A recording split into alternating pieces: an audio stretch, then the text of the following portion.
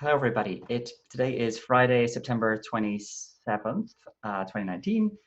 This is kops office hours. I am your moderator, facilitator, Justin Santa Barbara. I work at Google. A reminder that this meeting is being recorded and will be put on YouTube probably later this afternoon. So please be mindful of that and of our code of conduct. And I've pasted a link to our agenda in the chat. I'll repaste it because I'm never sure whether Slack actually keeps it or not. But we have a fairly full agenda today. Please, if there is anything you would like to discuss that is not already on the agenda, please add it somewhere, and then we can sort of try to pace ourselves so we get through it all. Otherwise, I suggest we jump right in. I was just looking to see whether there is a sensible ordering here. I'm not overly sure on what that really should be, so I will just start at the top. Basically, a lot of these issues or a lot of these topics are things which I put in the agenda but have come up in Slack or on GitHub. So please interrupt if you are in fact a better person to talk about them than I am. But one great conversation that came up the other day in Slack was whether we should have sort of golden configurations, like this idea that we have a fairly large, well, we have a very, very large permutation set of configurations for kops, like once you combine in all the CNI providers, the different images, different clouds, all these things. And should we have some way of advising people which ones of those are the paths best trodden and most likely to succeed, and which are the ones which are less trodden and newer and more under development. There was discussion of having some form of like survey so that we could actually understand what people really use. I don't know whether that's something that, in the past when we've done surveys, we've had trouble getting, I guess, significant results. There's always it's quite a lot of work to like provide all your information, and it's hard to like create an accurate survey. Someone suggested a great suggestion, if people will do it, which was to upload a sort of sanitized versions of their cluster spec, of their YAML. That's a fairly large amount of work, though, both to sanitize and on the other end to collect. So I'm not sure whether people would do that, even if we did all that work. But like for example, I think our ETEs are not working right now, and I definitely think we should get that going. I think we should. I'm gonna like add a couple of like combinations that are important to me personally, or that I think are important to the community, and then we can, like, if people's configurations are not in that list, then we can presumably add more if need be. But it would be great to get a list of which ones those are, at least as a starting point. I don't know if anyone has anything they want to add.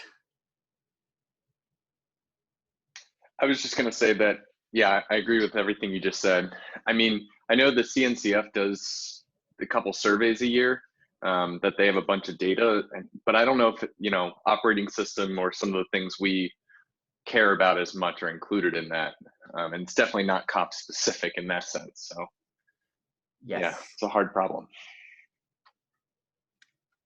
It is. I think if we got a couple of like, here are if we put a couple of configurations on the homepage, which were, or on our top level README, which were like, these configurations are the best tested, I imagine that set will grow rapidly as people want to get their particular favorite configuration in there, which I think is a good thing.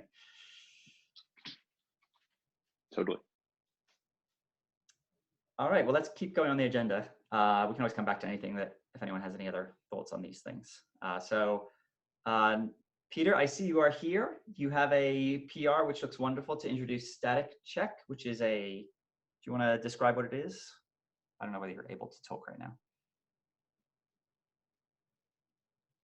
I'll assume not, but do pop in if you want to. So it's basically a lot of static analysis against our Go code, should catch a lot of errors like incorrect format strings or differs in blocks. Basically, it's like a Go vet greatly enhanced. So basically, should give us much higher code quality and give people sort of automated code reviews on the sort of basics that are automatable, which is always helpful. Like, because I miss stuff, and like certainly like we come across these ones where like we are masking an error or not even checking an error, and it's like, how did that get through? But yes, and usually it's me that writes them, so I'm like, how did I do that? So yes, that would be super helpful. And like the approach that Peter has taken is to, it is Peter, isn't it? The approach Peter, I think it's Peter has taken is to exclude most of the directories that are in there right now that have problems, and then we can basically whittle them down one at a time. So like fix them up almost one at a time and remove them from the exclusion. So it shouldn't be a huge barrier to anyone, but if there are no objections, I think we should try it and see if there are tons of false positives from that, then we can deal with that. But otherwise, we should probably do it. And it's also used currently in KK. So that feels reasonable. Peter, I see you have switched Zoom devices. Do you want to say anything?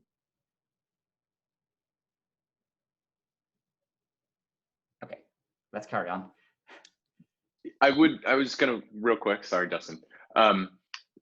So yeah, I fully support this. Would it make sense for us, if when we get this merged, for us to pull it in as like a non-blocking test, like in the short term? I mean, I guess if it's passing right now, that's cool then. But I don't know if maybe we should, do something like that. That's a really good idea. Why don't we? Because then we can, I don't know, get some results. I'm not even sure whether it's actually, I guess it's in, why don't we start with it in blocking, because otherwise we have to create another one. I don't know. And then we can but I think it's a good idea just to restructure it maybe as a non-blocking separate test, particularly because it might be much slower. I'm not actually sure, having not run it myself directly. Because I think right now it's in the, I can't remember which makefile targets it is in right now. It is in the verify static check, which is, I guess it's a new target entirely. So maybe it isn't even run right now, unless I'm missing something, which I very well could be. Yeah, so it doesn't look like it's actually used, it's automatically invoked at all right now. So it would just be, we're not even turning it on. So that feels very safe.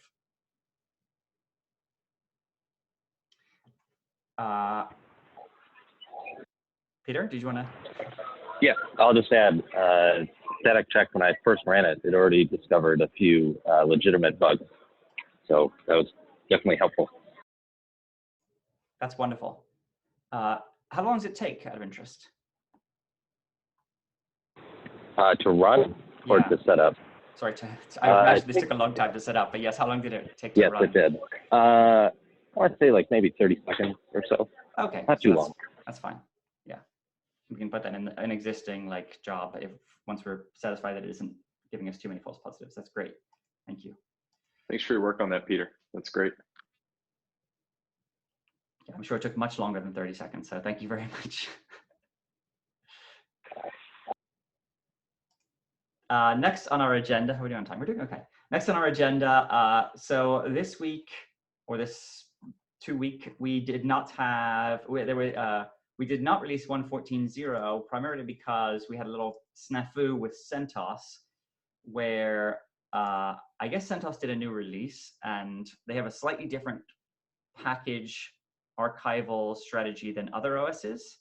So for example, Debian has an archive of all packages, both current and historical. And so we pull from there. CentOS appears to have a separate location for new ones and for archived packages, doesn't have the new packages in the archive, and also seems to have either moved or we were pulling from the wrong place. We were pulling from a non-fully qualified version. I'm not entirely sure what happened there, but anyway, we therefore had to do a pretty urgent fix, which I sat on for a while, which I apologize for, to change the default locations from which we pull those packages. This is for Docker, which is one of the few things that we do in this way, where we sort of pull from a third-party, non-Kubernetes HTTPS location, or HTTP with SHA. But in the longer term, I think I'd like to try to get us away from it's related to our first topic about golden configurations and our plethora of distros. I'd like to try to get us using a tar-gz for containerd, as opposed to installing the native packaging. On the in the hope that we can do a, if not better, at least more consistent job than the various distros, and not have to deal with as many variables. And where a distro is doing a better job, we should probably bring that to all distros and not have like different configurations. Because in theory, Docker can be configured completely differently. Well, I think it is configured differently on like CentOS and on Debian, and there could be like configurations that are specific to each. And in this case, it was app armor policy, I believe, that was the package in question. Yeah, I don't know if anyone has any thoughts on a better location for CentOS packages. I think someone suggested that we should mirror them automatically, which I think is a potentially good idea. Is there any reason we don't install Docker from a OS native repository, as in the Debian packaging repository or CentOS packaging repository, without actually pulling the package directly over HTTPS? So not all the Debian versions are available. Well, yes. So we could, okay. We could install a package with a pin, so we could still use apt-get, right? Is that what you're saying? Yep. Yeah, we could do that. There's no particular reason to do that, so that we do it this way. One of the challenges that we've had in the past is that like it's been a little tricky to track down where the packages come from. Like Debian kicked out Docker, and then Docker stopped shipping Docker, and all this sort of stuff. So it's a little tricky, and it's another reason I'd rather get to tar-gz. That like we had a similar problem with like the containerd security, the runc security issue, where I'm like, it would be much easier if we had an upstream that was like more understandable that we could pull from. Sounds good. I believe there's actually a diff out to allow us to install Docker from tar already. So that's great. And then I think someone posted a link to the fact that the EDE jobs are still failing to create clusters, which I think is actually blocked on so there's the EDE jobs. The first one that runs is called kops AWS up down. Ooh. And you can see that we've, so I'm trying to get, so kops AWS up down runs a very quick up and down of the cluster, but doesn't run the ETE tests. When that passes, it marks that version as good. And the problem is it's been so long since that test passed that we have not, we're on like a really old version of kops right now. So we need to get kops AWS up down first to pass, and then we'll get the new version into all the other jobs. But there's like, I think the other jobs are really like are just as far behind as are running like very old versions of kops. So it's and trying to run very old versions of kops with the newest versions of Kubernetes, which is just not going to work for multiple reasons, which I'm gradually discovering, but not least the node labels. But there's also another fix or another PR that I sent in that like changes the name of the image when you're reloading a saved Docker save tar file, which is what we do in CI. And that's specific to CI, but was another blocker on the up-down test. So it looks like we're closer now. We just have something going wrong, which I will look at. But then, yes, I would love to get all the EDEs. Well, I'd have to get the EDEs basically running again, and then we can sort of start to identify our golden configurations. I also want to get us running on, we previously pinned to 115, which was great because we were incompatible with 116 because of the label break. That should no longer be the case. So hopefully we can unpin from 115, from Kubernetes 115, and then we can test, I guess technically 117, but that is a scary thought. Okay, another blocker issue is our friend Calico. So we had I think there were 3 issues with Calico. I don't know if anyone wants to say anything, sorry, on the previous, the topic we were just talking about CentOS and about EDE and all that. Okay. on Calico, I think there are 3 issues which we would like. I think we did a new version of the Calico manifest in kops 114, and I think it's causing, or we've picked up 3 problems. There's a log spam problem where every 3 minutes it logs, our kube controller manager logs some errors about a new bit of Calico, which is doing, it's using exec volumes. I can't remember what they're called. Volume plugins, I guess. Flex volumes. Flex volumes. Thank you. Yes. So that logs that logs some spammy looking messages that are quite frightening, but actually look benign. But there is a fix in the newest Calico component, which we could advance. So let me do the other 2 issues. Sorry, first. There's log spam.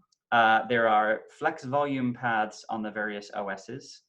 Because now we have a flex volume path, we need to make sure that that flex volume is mountable, was writable, and you can write, you can exec files from it. So there's a PR that I can't remember, that is being worked on by Salvatore Mazzarino. I don't know if you hear Salvatore, but Mazzy89 is working on fixing that, but it actually becomes really hard because of the fact that the manifests don't necessarily know what distro they're going to target. And then the third one, the third one was that we set Calico to use more memory, to use more CPU, and on a single core node it then wouldn't start. So I think we fixed that one and that's merged. That one's done. We just have the other 2 problems, which is the log spam and this potentially scary, we can either put up with it or we can update to a newer version. And then the other issue is the directories, but let's talk about the log spam one. I don't know if anyone has hit this. I think I have some good news for you. We're not running that in 114, that pod 2 thing. That thing, the component you just bumped, the version. Yeah. That's not in 114 branch. I think that's only 115. That is great news. Okay, so we don't need to worry about it, and we can then bump Calico in 115, and then we can, okay. Yeah, because 115 we already bumped up significantly, and then I think 114 we just did a minor bump. That is great news. All right, and hopefully that also applies to the other issue, the directories. So we still need to solve them for 115, but we're not as like blocking 114, which is great news. Thank you. That could be wonderful. I want to make sure I hold. Yeah. I mean, let's confirm hold my that. PR. But when I go and look at that, I went to go cherry pick it, and the cherry pick was like, it was just a messed up cherry pick. So I don't think it's there. So that's great. All right, that's really good. All right, I will double check. That's true. I was not running the 114 branch. I should have been running the 114 branch. Okay, so hopefully that's that. And then if we then update all of Calico to the version in 115 that includes this fix, which is going to be 3.9 something, then we possibly, I mean, it was released very recently, so I don't even know what it's going to be, but that will be a safer configuration, and we have hopefully enough time. We'd like to do 115 sooner, but we have enough time to let it settle down a little bit. Okay. Similar issue, no longer a 114 blocker with fingers crossed, but then this is the problem about the flex volume directory, the volume plugin dir, and also the CNI bin dir. Both are written to by Calico and also exec from there in the flex volume. And so it's hard to find or the default directories don't work on all OSs, all distros. And we currently have some logic in NodeUp which switches the locations based on based on the distro. We don't know the distro when we're building the manifest. So I think there are 2 choices here. One of which is we effectively, I guess, do symlinks or bind mounts or something like that in NodeUp, so that we always make sure the same path is, that the traditional Kubernetes path is writable. The other one of which is that we pick a consistent set of directories across OSs that doesn't require horrific hacking and do that.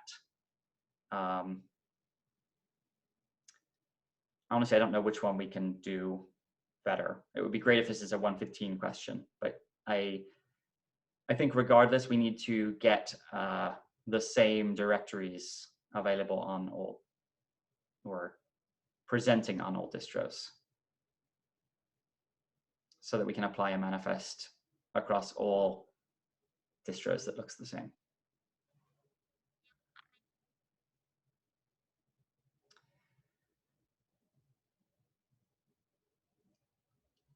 All right, I will keep going on the model. Okay, I see some thumbs up. All right. Next topic. We have some AMIs that went out, or hopefully will go out soon, into the alpha channel. And I wanted to make sure that everyone realized, thank you to Peter for merging that. I wanted to make sure that everyone realized, or Peter and Mike for merging that. I want to make sure that everyone realized that those AMIs are now coming from this image builder unification project. So if you want to know where they come from, please click through the link. It's something like Kubernetes SIG's image builder on GitHub, image-builder on GitHub. And I will update the older location to point to the newer location. But we did a full import of the old repo into the subdirectory of the new repo, and we are building in there and doing things like updating it for Klog, and hopefully we'll get all these different projects all like pulling together in the same direction.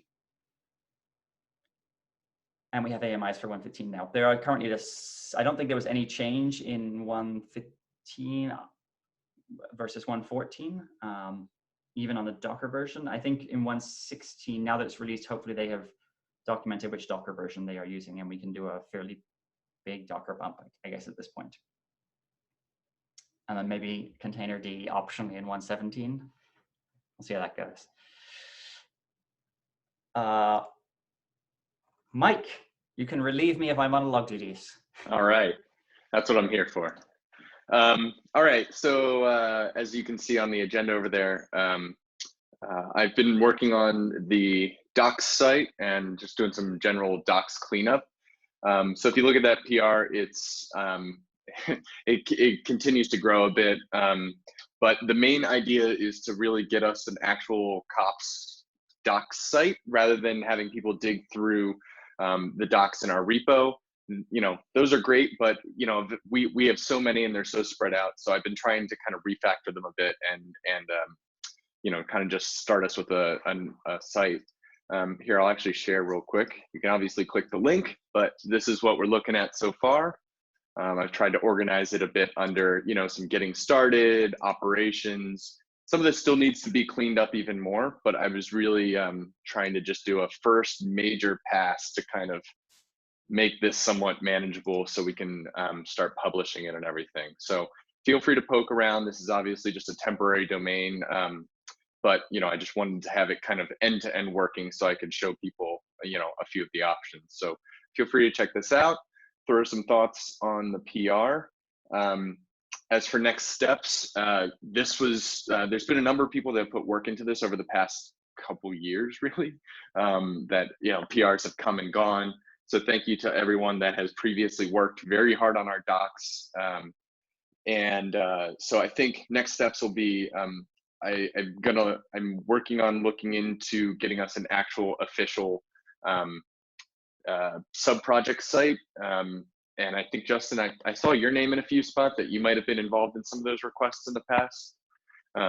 Or at least you were tagged as an owner because of SIG cluster lifecycle. So I might reach out to you at some point. What do you mean by a sub-project site? I think we're already a sub-project. Well, if you request a sub-project site, you get a URL on kates.io. Oh, so we have to like go through some sort of, okay. Yeah, and then we get a Netlify site, which is a little more automated than using GitHub Pages. I don't know if anyone has a strong opinion, but that's what I was using for this, and it works really well. So I was considering going that route rather than doing all the weird GitHub Pages stuff. Yeah, I like the Ingress Nginx docs a lot, that follow the same pattern, so I'm all for it. Cool. Yeah, this looks beautiful. Does search work? Yeah, search works on this. How does it work? I think it generates like a static JavaScript manifest or something. I don't know. It's That's yeah. cool.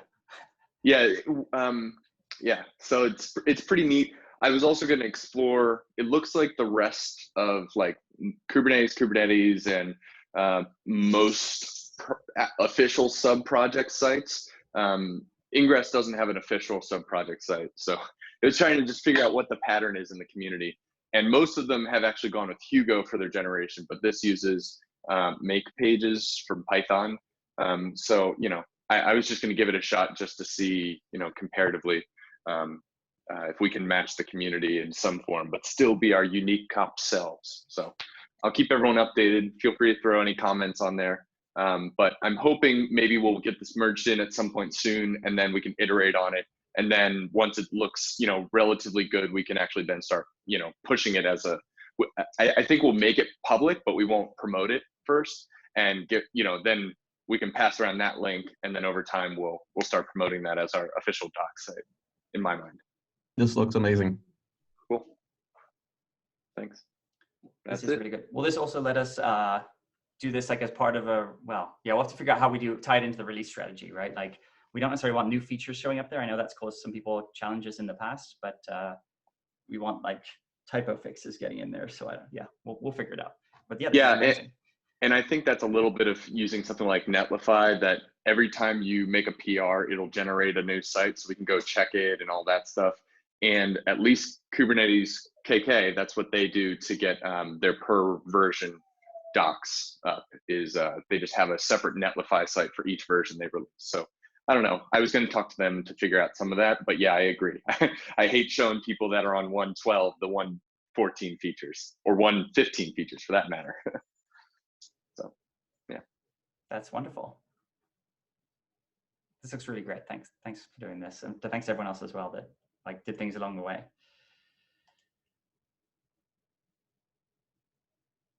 I will move on to the next topic if unless anyone wants to say anything more. ZTab, are you here? Sorry, we're still seeing mics. Thanks. Sorry. That's all right. I don't see you here. So it's a couple of PRs that need review, and I will look at those if other people don't beat me to them. It looks like one for etcd manager and some for OpenStack, which, yes.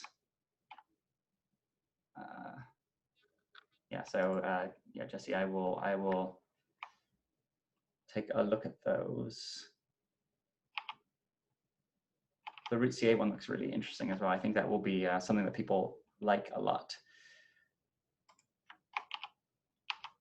But yes, I will take a look. Sorry about the delay, particularly on that first etcd manager one, which I just slipped off my radar. Okay, we actually did all right on our agenda. The normal thing we do now is to talk about releases that we did and the release plan for the next 2 weeks. But I don't know if anyone else has any other topics they'd like to do before we get onto that sort of administration.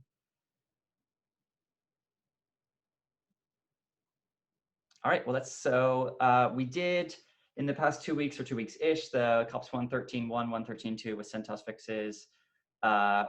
We got 115.0 alpha 1 out, I think, just before last week's meeting or 2 weeks meeting. And we have some new AMIs in the alpha channel, including the 115 AMI. And so the thing we really need to get for the next 2 weeks, the thing we really need to get going on is the 114.0 blocker. I was thinking we had to do all these things, but Mike may have made my day by suggesting that we don't have to do that until 115, so we can kick that can one little step down the road, which would be great. But yeah, I think it's time to do 114, and Calico looked like the only blocker or the Calico related issues, and so hopefully we can now do that. And then we should do 115.0 beta 1. I'll have a look at, I'll debate whether the Calico update is a blocker for beta. We probably should do the version bump on Calico first before we do a beta, but then we can fix the it doesn't work problem in another beta. I think that's allowed by the rules, or more consistent with the rules. And then we can do 1.16.0 alpha 1. There was a blocking PR, which I think has been, there are some blocking PRs, and we should point out that like not all cloud, or some cloud providers won't be able to add labels, but that should be basically ready to go out at alpha stage. And also hopefully we can get that under E2E testing with Kubernetes 1.16 and 1.17. And we probably should, and then sort of just general like promotion, we should probably promote the AMIs from alpha to stable and the Kubernetes versions from alpha to stable. Whatever's in those channels. All right, great. Yeah, I think there was a Kubernetes security fix, but I think it was actually a kubectl issue. So you should probably update your kubectls, but kops isn't going to fix that for you. Sorry. So yes. All right. I don't know if there are any other topics anyone would like to discuss, as we have reached the end of our what I thought was a very large agenda, but we breezed through it in a mere 30 minutes.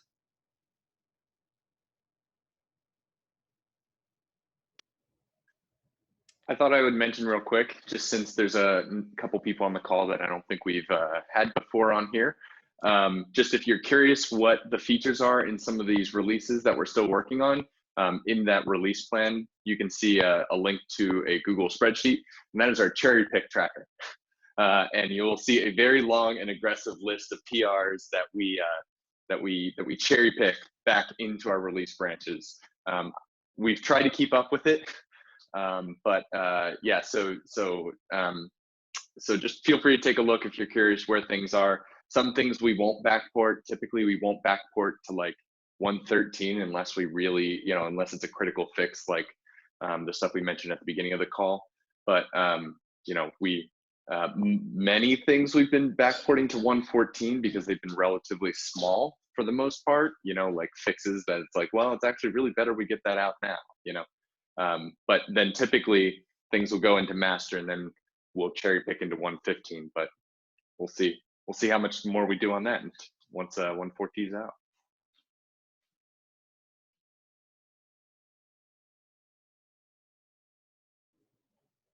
Wonderful. Thanks, Mike.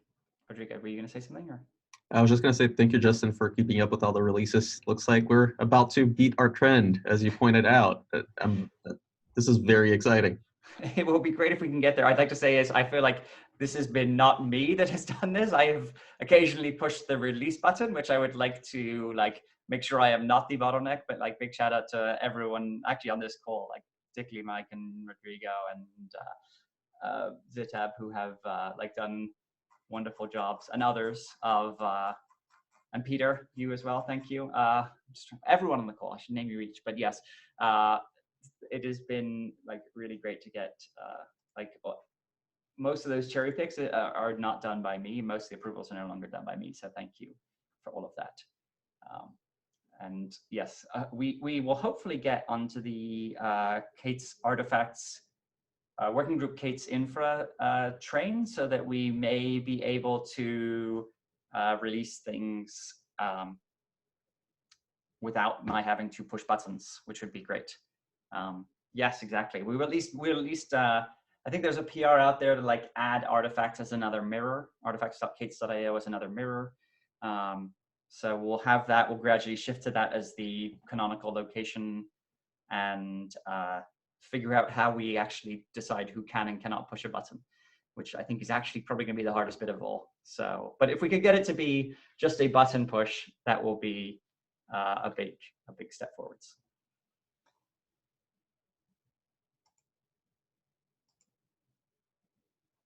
All right, I don't know if there's any other things anyone would like to talk about. All right, well, I'm going to go look at what's going on with Calico and 1.14 then. Thank you, Mike. And I will see everyone in 2 weeks, and hopefully we'll have some more releases out. Thanks, Justin. Thanks, everyone. Thanks. Thank you.